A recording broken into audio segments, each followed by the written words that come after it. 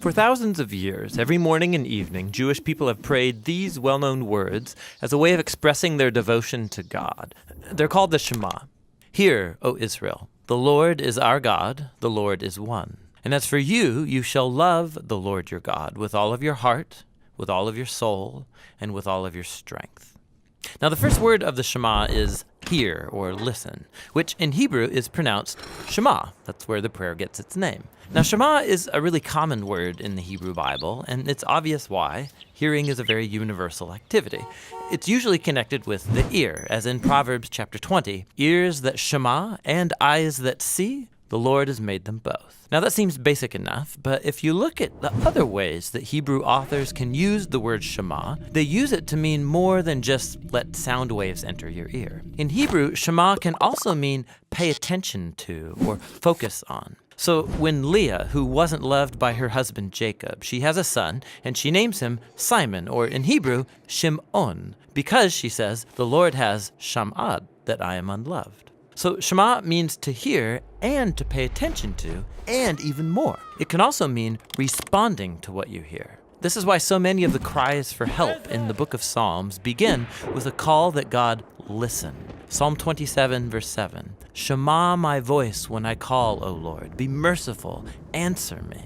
So asking God to Shema is at the same time asking God to act, to do something. It's similar to when God asks people to listen. Like when the people of Israel come to Mount Sinai, God says, if you shema me fully and keep my covenant, then out of all the nations you will be my treasured possession.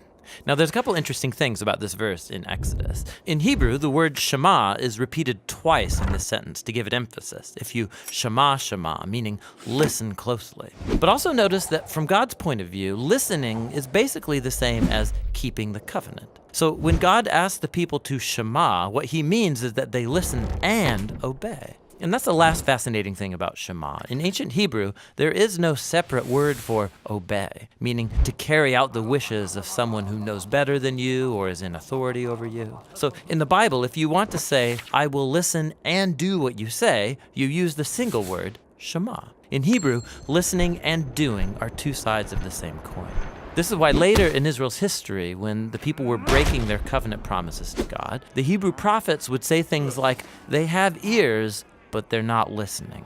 The Israelites, of course, could hear just fine, but they weren't actually listening, or else they would act differently.